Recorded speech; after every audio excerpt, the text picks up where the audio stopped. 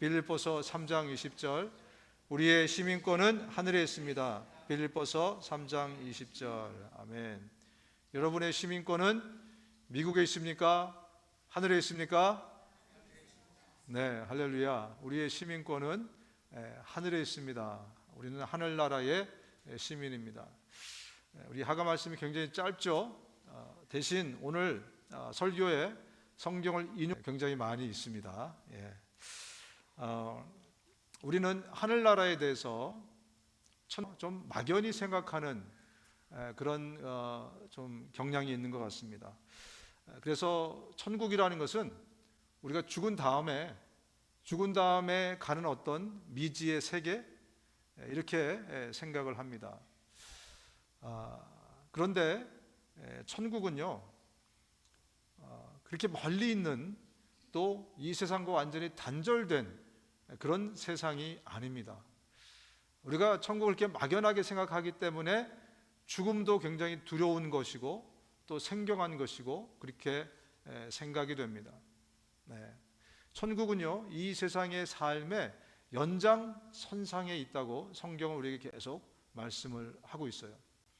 우리가 죽으면 이 육체는 디케이가 되죠. 이 육체는 썩게 되지만 이 육체 빼고 나머지는 천국으로 올라가게 되지 않습니까?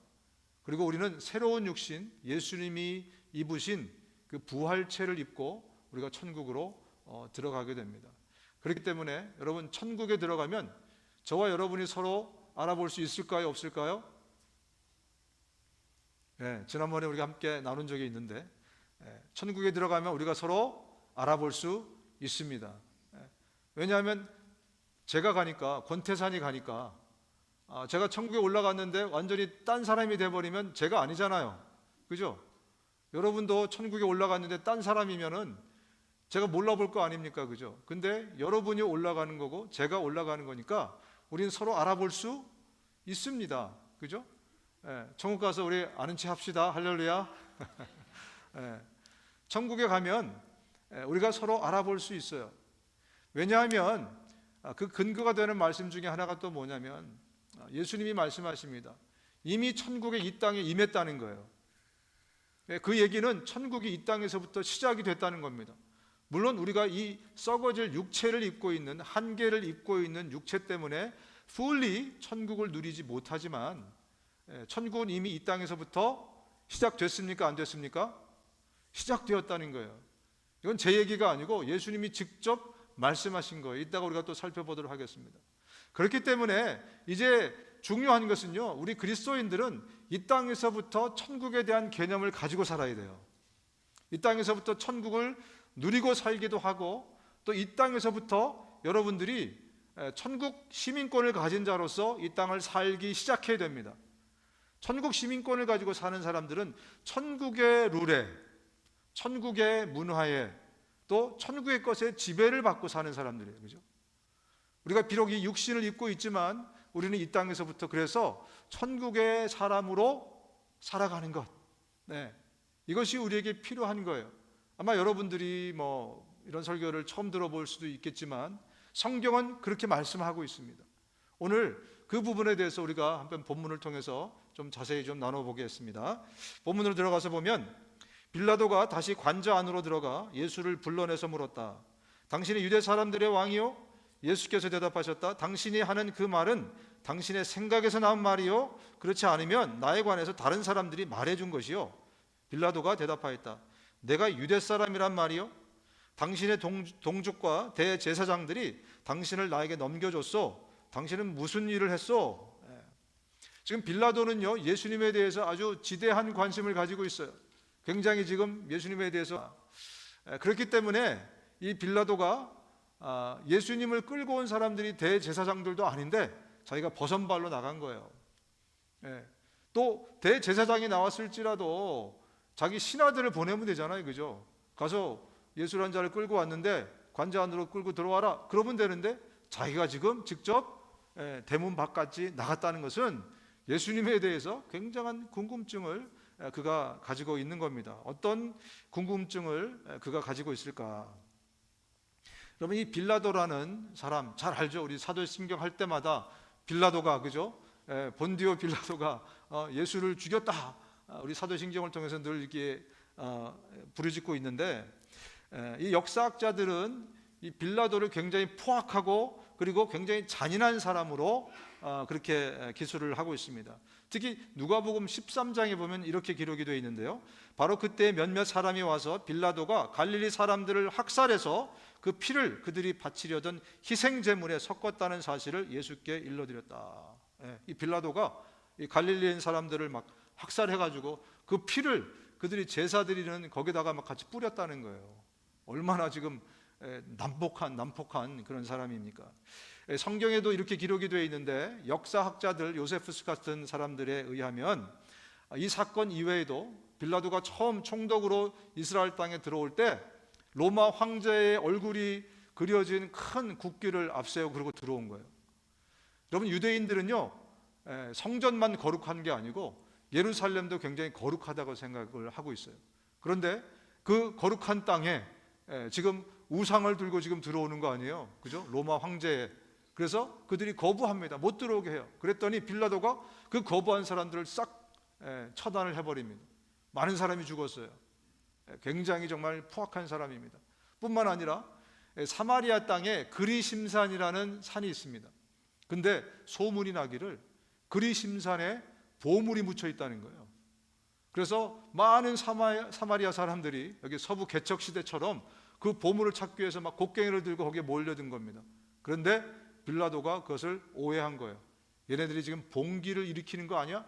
그러면서 거기에 몰려든 사람을 싸그리 죽여버렸어요. 빌라도는 굉장히 포악하고 광폭한 사람입니다. 그런데 말입니다, 오늘 본문을 자세히 묵상하다 보면 예수님은 이 포악한 빌라도를 굉장히 불쌍히 여기셨어요. 그것을 우리가 오늘 본문을 통해서 확인할 수 있습니다. 오늘 이 빌라도가 예수님께 가지고 있었던 가장 큰 의문점, 궁금한 점은 뭐냐면 예수님이 과연 유대인의 왕이냐 아니냐, 그것이었습니다.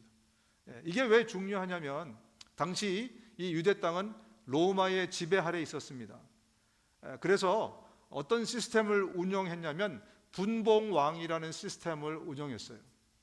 로마 황제가 직접 다스릴 수 없으니까 그 지역의 유지를 하나에게 왕으로 재가를 줘가지고 그 사람이 다스리도록, 당시에 이 분봉왕이 누구였죠? 우리가 잘 아는 헤롯이 분봉왕이었습니다. 근데 또 그 지역 출신이니까 또 이 헤롯이 어떻게 할지 모르잖아요, 그죠? 그러니까 여기서 총독을 파송한 거예요. 그래서 이 빌라도가 총독으로 와서 견제를 하는 겁니다. 그래서 지금 빌라도에게 제일 중요한 것은 여기서 폭동이 일어나느냐 마느냐, 이게 제일 중요한 거예요. 그래서 그의 관심사는 뭐냐면 바로 예수님이 새 왕이냐 아니냐. 자신들이 세운 분봉왕이 있는데 사람들이 그렇게 얘기합니다. 새로 왕이 태어났다는 거예요. 그러면서 그 왕을 보니까 그 새 왕이 막 기적을 일으키는 거예요. 이사를 일으키는 거예요. 거기다가 죽은 사람까지 막 살려내는 겁니다. 그래서 사람들이 막 그에게 몰려들기 시작한 거예요.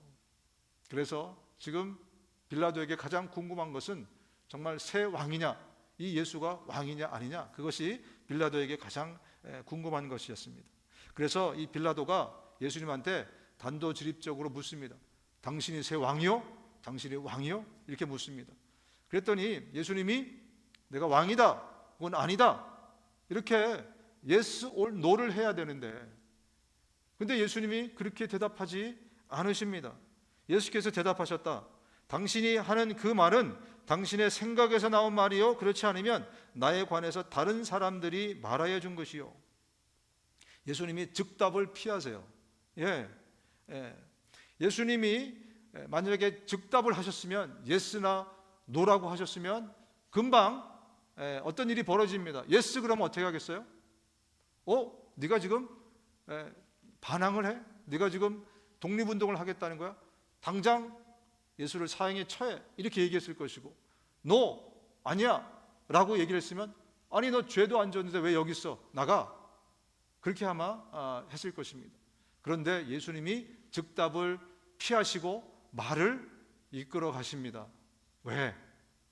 빌라도에게 하시고자 하는 말씀이 있으셔서 그래요. 빌라도에게 마지막으로 전하실 메시지가 있기 때문에 그렇습니다.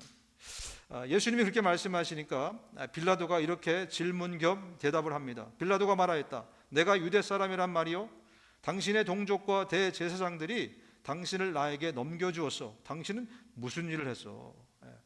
아니 도대체 당신이 무슨 일을 했길래 지금 여기 끌려왔습니까? 나는 유대인이 아니니까 당신이 진짜 왕인지 아닌지 모르겠는데 당신의 동족들이 당신을 죄명을 유대인의 왕이라고 씌워서 여기 데려왔는데 당신 도대체 무슨 일을 한 거요? 라고 지금 빌라도가 물어봅니다. 예수께서 대답하셨다. 내 나라는 이 세상에 속한 것이 아니요, 나의 나라가 세상에 속한 것이라면 나의 부하들이 싸워서 나를 유대 사람들의 손에 넘어가지 않게 하였을 것이요, 그러나 사실로 내 나라는 이 세상에 속한 것이 아니요. 지금 예수님이 빌라도를 안심시키기 위해서 그래서 이렇게 말씀하신 것이 아닙니다. 예수님이 전하시고자 하는 메시지가 있었어요. 빌라도가 꼭 알았으면 하는 메시지가 있었습니다. 그게 뭐냐면 하나님의 나라. 그게 뭐냐면 천국에 관한 메시지입니다. 빌라도가 한 번도 듣도 보지 못한 나라, 그 나라, 실제하지만 이 세상의 나라와 같은 그런 나라가 아니라 실제하지만 그들이 빌라도가 볼 수 없었던 그 나라가 이 땅 가운데 임했다는 것을 빌라도에게 예수님이 말씀해 주시고 싶었던 것입니다. 빌라도는 단 한 번도 하나님의 나라, 천국에 대해서 들어본 적이 없는 사람입니다. 여러분, 예수님이 공생애를 시작하셨을 때 첫 번째 전한 설교, 첫 번째 메시지를 기억하십니까? 뭐죠? 공생애를 처음 시작하셨을 때 회개하라, 천국이 가까웠다. 마태복음에도 보면 그때부터 예수께서는 회개하라, 하늘나라가 가까이 왔다 하고 선포하기 시작했다. 이게 예수님의 첫 번째 설교였어요. 너희들 회개해야 된다. 왜냐하면 하나님의 나라가 이 땅 가운데 왔어. 지금 여기 천국이 임했어. 여러분, 첫 번째 설교를 한다는 정말 중요한 내용이기 때문에 첫 번째 설교를 하신 것입니다. 하나님의 나라. 여러분, 우리는 1:1 제자양육을 통해서 우리가 공부하는 중에 뭘 배우셨습니까? 그 중에 하나, 예수님의 3년의 공생애를 압축하면 예수님이 3년 동안 무엇을 하셨는가? 3가지. 뭐죠? Teaching, Preaching, Healing. 그죠? 3가지죠. 그죠? 성경에 이렇게 기록이 되어 있습니다. 예수께서는 모든 도시와 마을을 두루 다니시면서 유대 사람의 여러 회당에서 가르치시며 하늘나라의 복음을 선포하며 온갖 질병과 온갖 아픔을 고쳐주셨다. Teaching, Preaching, Healing. 이 3가지를 3년 동안에 중점적으로 하셨어요. 무엇에 관한 티칭과 무엇에 관한 프리칭이겠습니까? 바로 여기 나와 있죠. 그죠? 하나님의 나라. 예수님이 처음 오셔서 우리 사람들에게 처음 전하신 메시지가 하나님의 나라가 있다는 거예요. 하나님의 나라가 그리고 이 땅 가운데 왔다는 거예요. 너희들이 회개하면 그 하나님 나라의 시민과 백성이 되어서 이 땅에서부터 하나님의 나라의 사람으로 살 수 있다는 것을 가르쳐 주셨습니다. 그러면서 계속해서 말씀하십니다. 침례 요한 때부터 지금까지 하늘나라는 침략을 당하고 있다. 그리고 그 침략하는 사람이 그 나라를 빼앗는다. 천국은 침노하는 자의 것이다. 하나님의 나라는 침노한 자의 것이다. 라면서 예수님이 3년 동안 계속해서 외치고 다니셨습니다. 그리고 이제 예수님의 공생의 마지막 때쯤 되었을 때 제자들을 데리고 호련히 갈릴리에서 떠나셔가지고 저 가이사랴 빌립보는 갈릴리 지역이 아니에요. 굉장히 엉뚱한 북쪽 지역입니다. 거기로 말하자면 수련회를 떠나셨습니다. 가셔서 거기서 이렇게 말씀하십니다. 내가 너에게 하늘나라의 열쇠를 주겠다. 네가 무엇이든지 땅에서 매면 하늘에서도 매일 것이요 땅에서도 풀면 하늘에서도 풀릴 것이다. 이제 그 전에 없었던 교회라는 공동체를 이제 내가 세우게 될 텐데, 그 전에 하나님은 이스라엘 공동체를 통해서 역사하셨어요. 그죠? 그런데 예수님이 오시면서 이제 성령님과 함께 새로운 공동체, 이스라엘이 실패한 그 일을 새롭게 하기 위해서 새로운 공동체, 교회라는 공동체를 세우게 될 텐데, 그 교회가 해야 될 제일 중요한 일이 뭐냐면 하나님의 열쇠를 가지고 그 하나님의 나라의 문을 열어주는 거야. 이게 예수님이 그 제자들에게 수련회 때 하신 말씀이에요. 그래서 교회는 우리 공동체를 이야기합니다. 그리고 교회는 여러분 한 사람 한 사람을 이야기합니다. 그래서 내가 살면서 해야 될 제일 중요한 일이 뭐라고요? 내가 안 열어주면 어느 나라의 문이 안 열립니까? 천국 문이 안 열려요. 하나님의 나라 문이 안 열려요. 내가 열어줘야 돼요. 그 위대한 일을 우리에게 맡기셨다라고 말씀하시면서 하나님의 나라가 이 땅 가운데 임했다는 것을 예수님이 계속해서 말씀하십니다. 그리고 이 이야기를 빌라도에게 마지막으로, 이제 곧 있으면 십자가에 달리실 것을, 내일이면 십자가에 달리실 것을 예수님은 누구보다 잘 알고 계시지 않습니까? 처음 설교이면서 마지막 설교로 하나님의 나라에 대해서 빌라도에게 전해주시고 싶었던 겁니다. 그런데 빌라도가 어떻게 반응했습니까? 이 엄청난 메시지를, 엄청난 비밀을 예수님이 지금 말씀해 주시는데 빌라도는 전혀 관심이 없었어요. 전혀 관심이 없었어요. 그래서 빌라도가 예수께 물었다. 그러면 당신이 왕이요?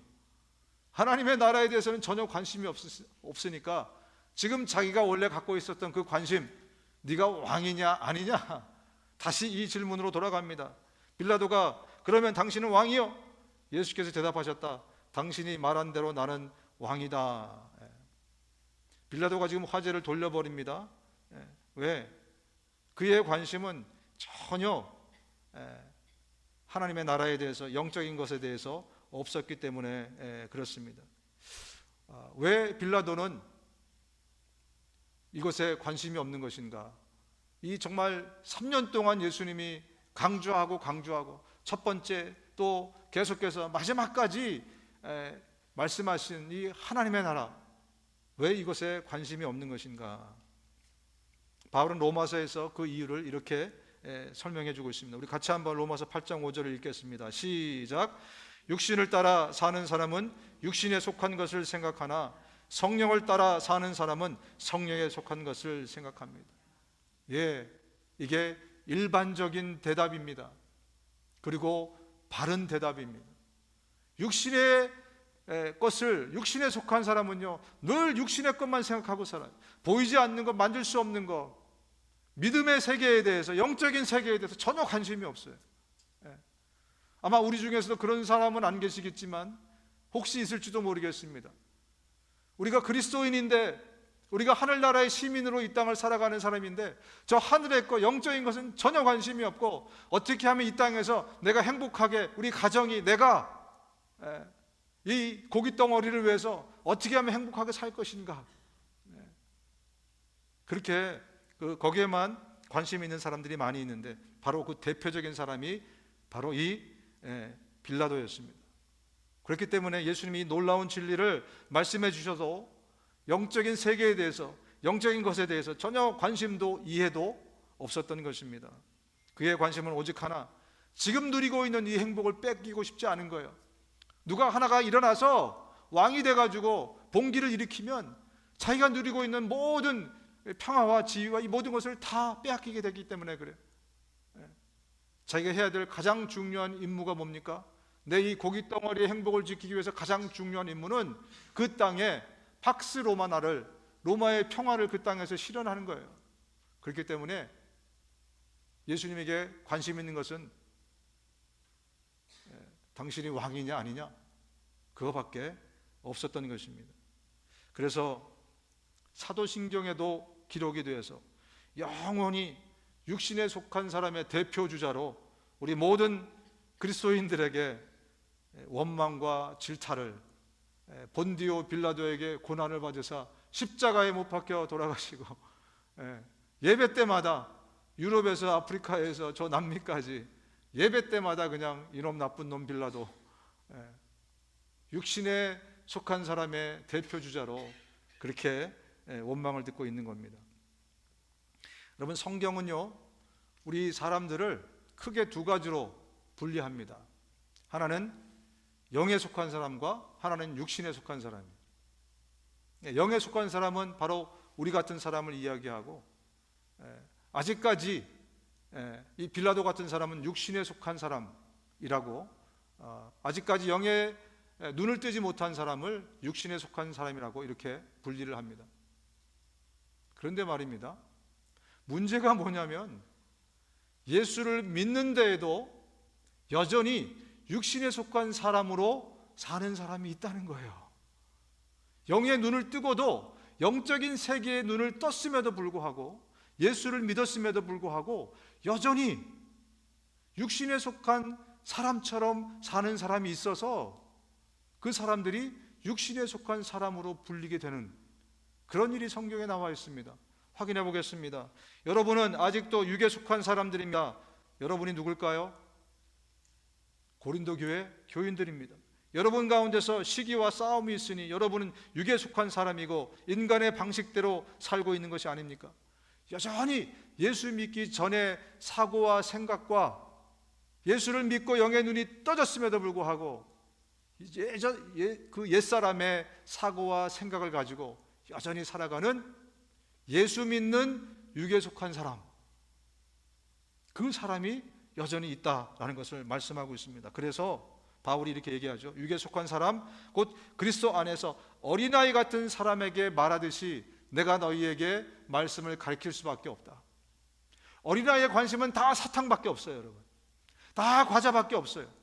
지금 내 이 고깃덩어리를 달콤하게 해주는 것, 이거밖에 없어요. 교회 안에 들어와도 여전히 이 육신의 행복, 내 마음의 행복, 내 삶의 행복, 이 땅에서 내가 누릴 것, 다 모든 포커스가 여전히 이 고깃덩어리에 있어요. 겉으로 볼 때는 굉장히 영적인 것 같고 막 굉장히 훌륭한 종교적인 어떤 일을 하고, 그죠? 어떤 열심을 계속 갖고 있지만 결국 본질을 보면 예수를 믿었어도 여전히 고깃덩어리를 위해서 살아가는 그런 사람들이 있다는 거예요. 그 사람들이 지금 고린도 교회 교인들이라는 겁니다.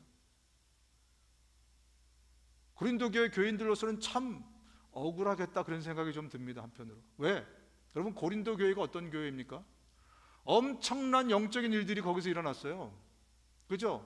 거기서 막 성령의 역사로 예언을 막 하고요, 병 고침이 일어나고요, 또 막 기적이 일어나고요, 방언이 막 일어나고 방언 통변이 일어나고요, 막 예배 때마다 막 들썩들썩하고요, 막 할렐루야 놀렐루야 막 그러면서 여기저기 막 엄청난 일들이 일어났어요. 그 교회가 고린도 교회입니다. 그런데 바울이 진단하기를 뭐라 그래요?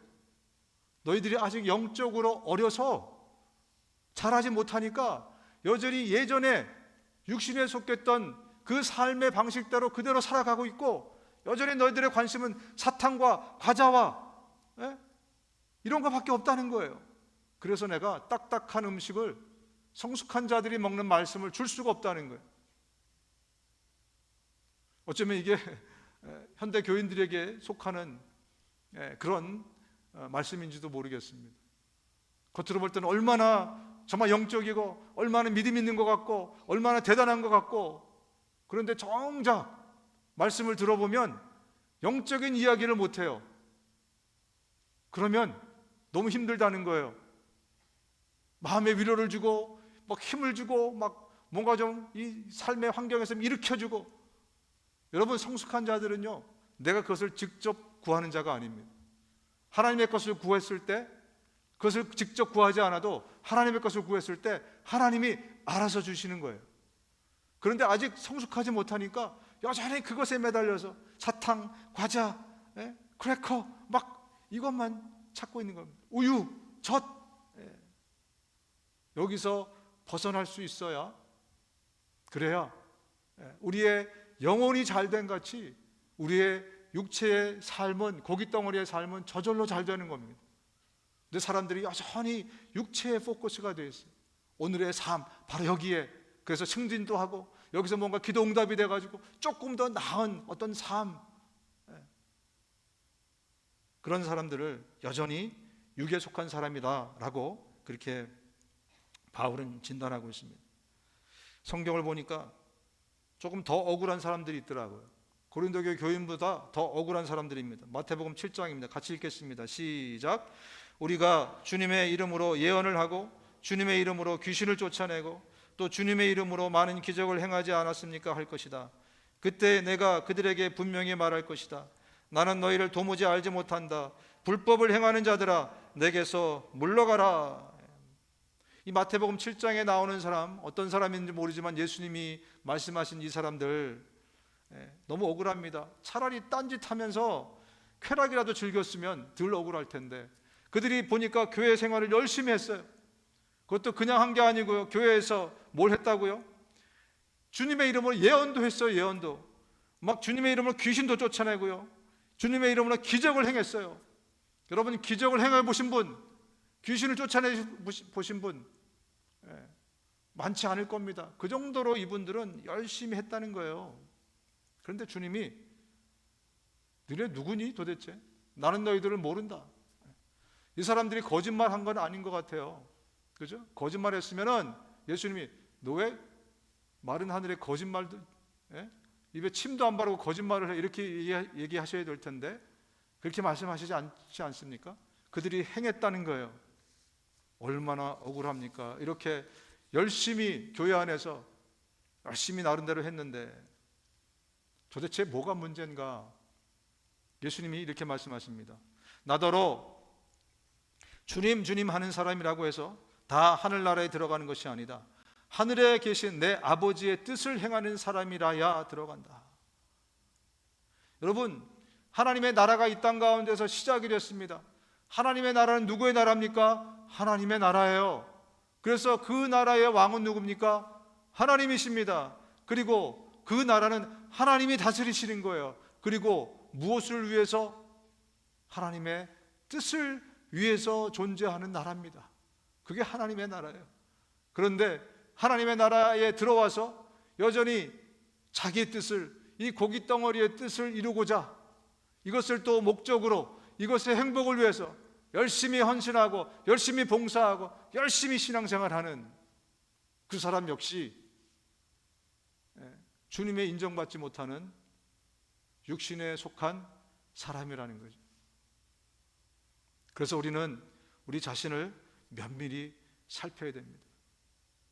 여러분, 하나님의 나라가 이 땅에 임하셨음을 예수님이 말씀하십니다. 바리새파 사람들이 하나님의 나라가 언제 오느냐고 물으니 예수께서 그들에게 대답하셨다. 하나님의 나라는 눈으로 볼 수 있는 모습으로 오지 않는다. 또 보아라 여기 있다 저기 있다 하고 말할 수도 없다. 보아라 하나님의 나라는 너희 가운데 있다.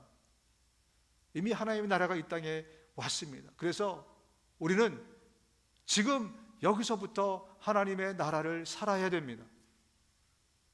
그래야 진짜 하나님의 나라 가서 어색하지가 않아요. 저 플레이스, 천국에 가서 어색하지 않게 될 것입니다. 그래서 바울이 얘기하는 겁니다. 우리의 시민권은 어디에 있다? 하늘에 있다. 우리의 시민권은 하늘에 있습니다. 그곳으로부터 우리는 구주로 오실 주 예수 그리스도를 기다리고 있습니다. 이제 예수님이 그곳에서 우리를 데리러 오실 텐데 우리는 그 동안에라도 이 땅에서 하나님의 나라를 살기를 시작해야 된다는 거예요.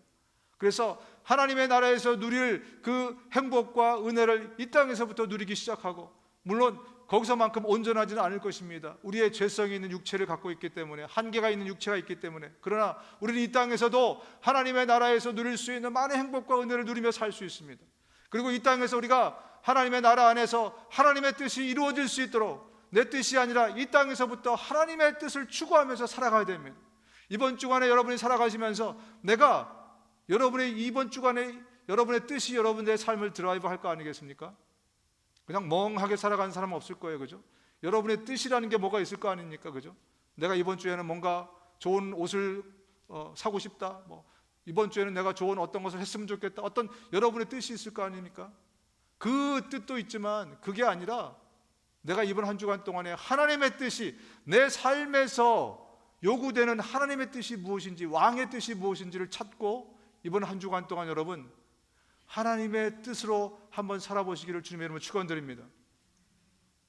하나님의 뜻이 내 삶 가운데서 어떤 것이 있을까를 관심을 가지셔야 돼요. 이제는 그래야 하나님 나라 시민으로 이 땅에서부터 하나님의 나라를 사는 사람인 것입니다. 그렇지 않고 연속곡에 나오는 사람들, 드라마에 나오는 사람들처럼 자기 뜻을 위해서, 이 고깃 덩어리에 내 행복을 위해서 살아간다면 우리는 하늘나라의 시민으로 살아가는 것이 아닙니다. 여러분, 우리는 미국 시민권들을 대부분 가지고 있습니다. 그렇죠? 그러나 여러분, 우리는 미국과 한국이 월드컵 경기를 하면 어느 팀을 응원하십니까? 대한민국! 박수 소리는 안 나오네. 우리는 미국 시민권을 가지고 미국에 살고 있지만 우리 자녀들은 여기서 태어나서 2세들이지만 걔들도 미국과 한국이 붙으면 누구를 응원합니까? 대한민국. 그죠? 여러분, 우리 미국의 연예인들은 잘 몰라도 한국의 남진 나훈아는 우리가 압니다. 그죠? 우리 한국에 있는 연예인들을 더 좋아해요. 한국 음식을 더 좋아하고 한국말을 쓰고 살아가고 우리의 모든 것이 우리의 본향에 있어요. 그죠? 우리의 모든 관심. 여러분, 미국 뉴스를 많이 보십니까? 한국 뉴스를 많이 보십니까? 미국 정치에도 관심이 있으세요? 한국 정치에도 관심이 있어요? 우리의 본향에 그야말로 우리의 영혼이 거기 있어요. 그죠? 바로 그것처럼 정말 여러분, 저와 여러분들의 시민권이 이 땅이 아니라 저 하늘나라에 있다면 또 우리는 그런 삶을 살아야 된다는 겁니다. 우리의 관심이 영원한 것, 하늘나라의 것, 하나님의 것, 우리의 모든 소모 거기에 있고, 많은 사람들이 50대 이후에 은퇴하면 생각하기 시작하지 않아요. 제가 만난 대부분의 사람은 나 은퇴하고 한국 갈래, 그런 사람들이 굉장히 많더라고요. 그죠? 웃는 분들은 다 그런 분들이잖아요. 그죠? 은퇴하고 한국 가서 좀 살았으면 좋겠다. 안 그런 분도 물론 계시지만 왜 그래요? 내 본향, 내 고향, 내가 돌아가야 될 곳이라고 우리가 다 생각하고 있기 때문에 그래요. 여러분, 그런데 성경은 우리에게 말씀해 주고 있습니다. 우리의 시민권은 바로 저 하늘에 있다.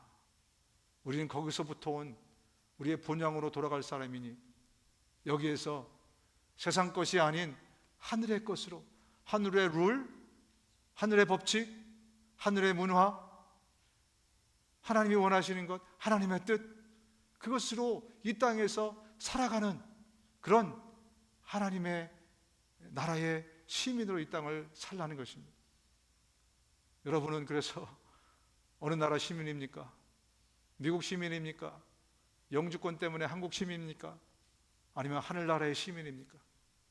하늘나라의 시민으로 사시기를 주님의 이름으로 축원드립니다. 예수님이 이 빌라도에게 마지막으로 정말 이 중요한 메시지인 하나님의 나라에 대해서 설명을 해주려고 했더니 빌라도가 말을 돌려버립니다. 그랬더니 예수님이 대답을 하시면서 예수님이 이제 화제를 어디로 전환시키냐면 진리로 전환을 시킵니다. 내가 이 땅에 온 것은 진리를 전하기 위해서 왔다. 왜 진리에 대해서 말씀하셨을까? 진리야말로 이 빌라도를 자유케 할 수 있기 때문에, 너희가 진리를 알지니 진리가 너희를 자유케 하리라. 그죠? 이 빌라도에게 다른 접근으로 진리를 말씀해 주시려고 합니다. 그랬더니 빌라도가 이렇게 대답합니다. 빌라도가 예수께 진리가 무엇이요? 하고 물었다. 빌라도는 이 말을 하고 다시 유대 사람들에게로 나와서 말하였다. 나는 그에게서 아무 죄도 찾지 못하였어. 예수님이 지금 진리에 대해서 말씀해 주시려고 그러는데 또 진리에 대해서도 관심이 없어요. 그리고 질문해놓고 나가버립니다. 참 너무나 안타깝지 않습니까? 여러분, 진리는 뭔가요? 진리는 뭡니까? 진리는 뭐냐면, 세상에서는 우리 테스 형은 뭐라고 진리를 가르쳐 주냐면, 진리는 실체가 없는 이념, 이치, 법칙, 개념적 어떤 것으로 더 이상 의문의 여지가 없는 최후의 사실이나 진실이라고 소크라테스는 가르쳐 줍니다. 철학적인 개념으로 진리라는 것은 어떤 이념이나 형이상학적인 어떤 그런 개념을 진리라고, 영원히 변하지 않는 그런 개념. 그런데 성경은 진리를 뭐라고 말씀하시냐면 사는 거래요. 진리에 따라서 살아가는 것이라고 우리에게 말씀하고 있습니다. 좀 구체적으로 좀 말씀드리자면, 진리대로 사는 사람은 자기가 하나님의 뜻을 따라 살고 있다는 것을 나타내기 위해서 빛으로 나온다. 진리는 진리대로 살면 하나님의 뜻대로 사는 것이랍니다.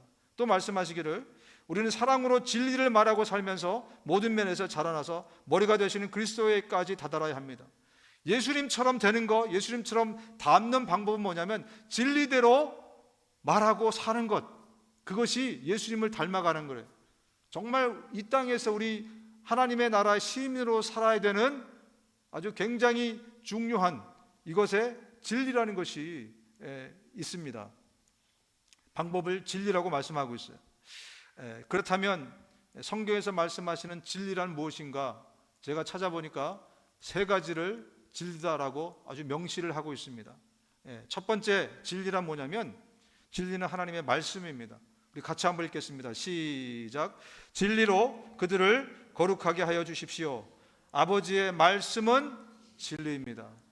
첫 번째 진리라는 것은 바로 이것입니다. 여러분, 이것은 단지 우리의 경전이 아니고 이대로 살아야 되는, 우리를 예수 닮게 만드는 것이고 우리에게 참 행복을 가져다 주는 것이고 우리를 하나님의 바른 뜻을 행하는 자로 살아가게 하는 것이 바로 하나님의, 여기에 담겨있는 하나님의 말씀이라는 거예요.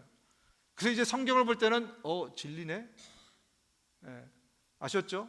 이제 성경을 볼 때는 바로 이것이 진리다라고 성경이 말씀하고 있습니다. 이 진리는요, 거룩이라는 것은 우리를 구별해 준다는 뜻이에요. 진리가 우리의 삶을 세상 사람들과 구별해 준다는 거예요. 진리가 우리를 거룩하게 한다 그러잖아요, 그죠?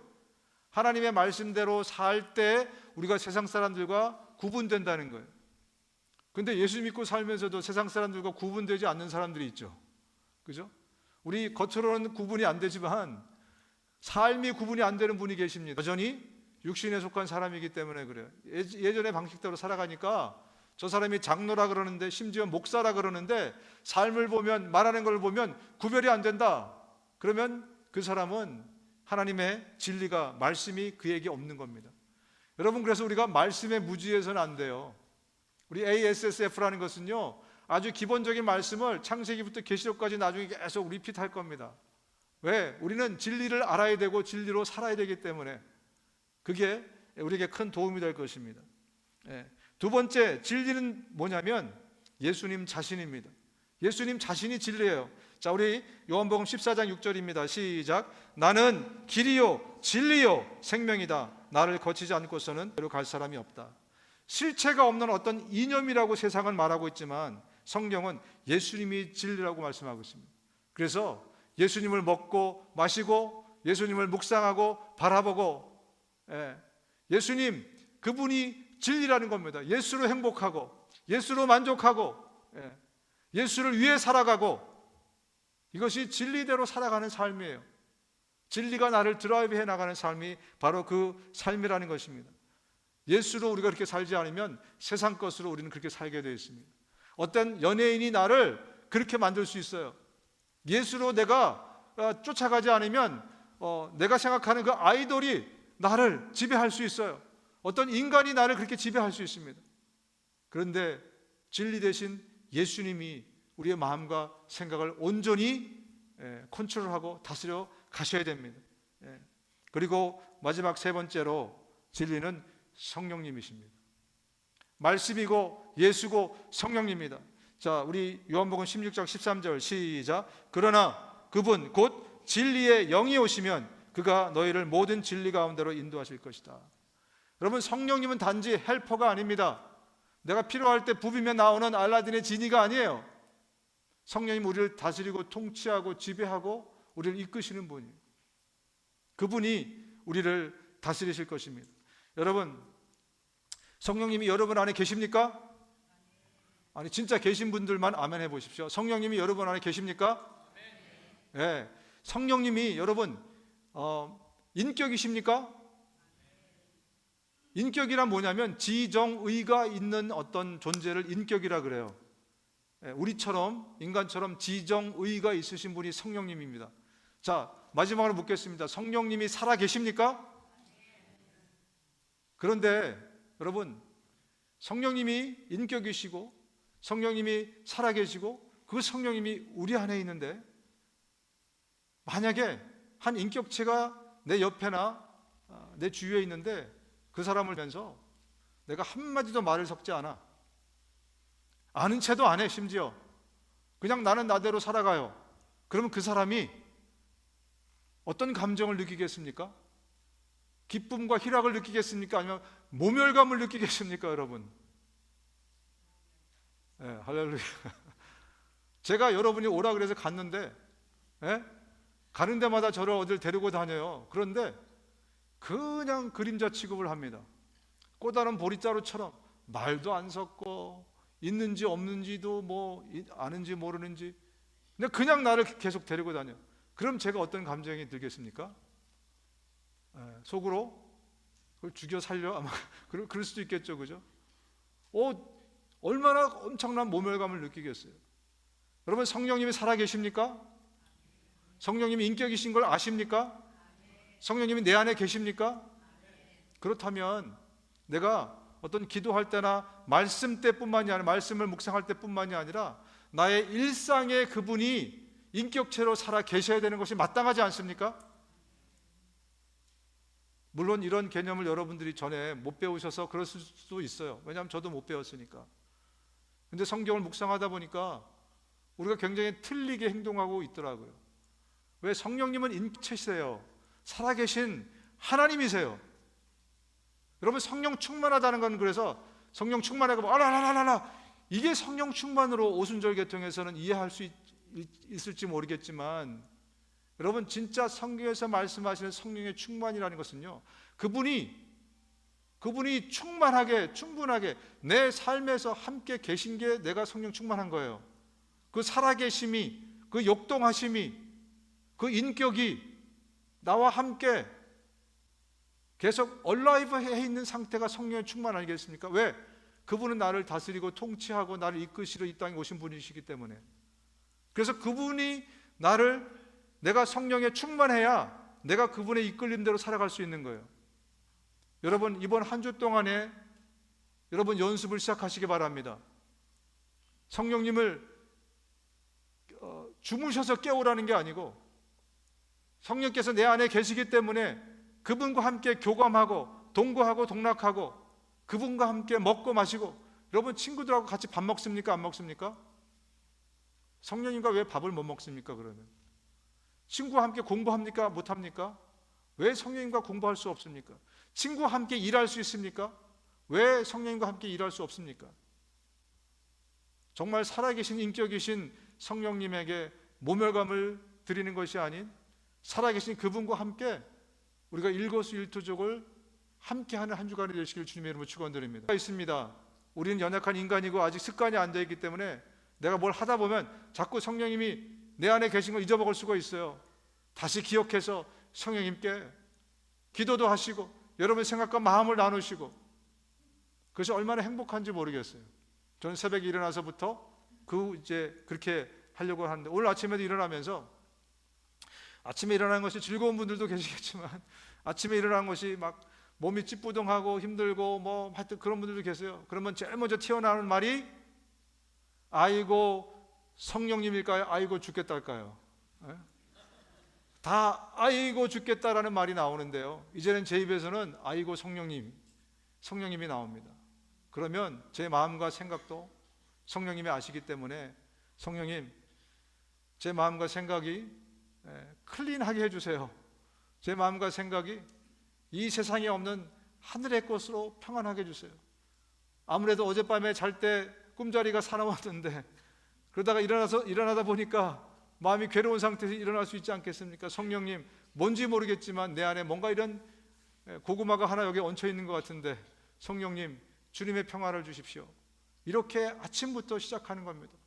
그리고 정말 중요한 것은, 여러분, 좀 교회가 먼 분들은요, 집 근처에 있는 예배당으로 달려가서 새벽기도 안 하는 교회가 한국 교회에 있습니까? 없습니까? 양심에 발을 얹고 한번 생각해 보십시오.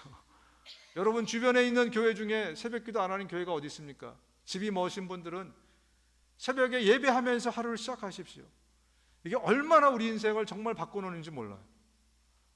첫 단추부터 주님을 경배하고 시작하는 그 하루는요, 그냥 내가 막 시작하는 하루하고 달라도 너무 다릅니다. 할렐루야. 달라도 너무 다를 수밖에 없어요. 다르지 않다면 하나님이 살아계시지 않거나 뭔가 something wrong이지, 그죠? 가까운 교회 예배당을 나가시면서 하나님을 경배하고 하루를 시작해 보십시오. 우리의 삶이 달라질 것입니다. 여러분, 삶에 뭔가 진보가 있기를 원하고, 삶에 뭔가 늘 정말 삶이 좀 리프레시 되기 원하고, 뭔가 새로운 일들이 좀 삶에서 좋은 일들이 발생하길 원하고, 그렇지 않습니까? 그렇다면 여러분, 몸을 가만히 두시면 안 됩니다. 영적인 일에 투자하셔야 돼요. 주님을 경배하면서 우리가 나가신다면 우리의 삶에 많은 변화가 있어요. 여러분, 우리 주변에 정말 아침부터 하나님을 경배하면서 살아가는 사람들의 많은 간증을 듣지 않습니까? 어떤 사람은 정말 전교 꼴찌하던 사람이 갑자기 전교 1등이 돼요. 막 새벽에 하나님이 갑자기 역사하셔갖고요, 기도도 안 했는데, 그거 달라고 기도도 안 했는데 역사하셔가지고요, 막 photographic memory라고, 이게 책을 보면 여기 다 기억이 나요. 옛날에 그 원종수 권사라는 감리교회 그분 같은 경우는 그런 일들이 일어나잖아요, 그죠? 어떤 분은 막 암병이 막 고쳐지고, 김충무 장로님 같은 분도 암병이 막 고쳐져 가지고 새벽에, 자기가 늘 새벽 제단을 쌓던 사람인데 그 시간에 하나님이 찾아오셨다는 거예요. 또 어떤 사람은, 제가 아는 정재훈 장로라는 분이 계신데, 그분은 그 세상에서 뜨는 모든 로켓에 그분이 그 열 전도 장치인가를 붙여야 돼요. 그래서 엄청난 그 나사에서 그걸 사가지고 지금 전 세계 모든 로켓이 특허 때문에 그분에게 돈을 다 내야 되는데 어마어마한 그런 그 돈을 벌게 되죠. 그런 분들, 그분 살아계신 오렌지 카운티에 사시는 분입니다. 새벽에 정말 늘 하나님을 경배하고 아침을 시작하는 그 하루는요, 다른 그 어떤 거 하고 비교할 수가 없어요. 저와 여러분들 정말 이 땅에서부터 그렇게 하늘나라 시민으로 사실 수 있기를 주님의 이름으로 축원드립니다. 이 고깃덩어리 행복은 잠시 내려놔도 괜찮습니다. 그러면 하나님께서 정말 하나님의 것을 구하고 하나님의 시민으로 살 때 주님의 더 어마어마하고 위대한, 세상에서는 도저히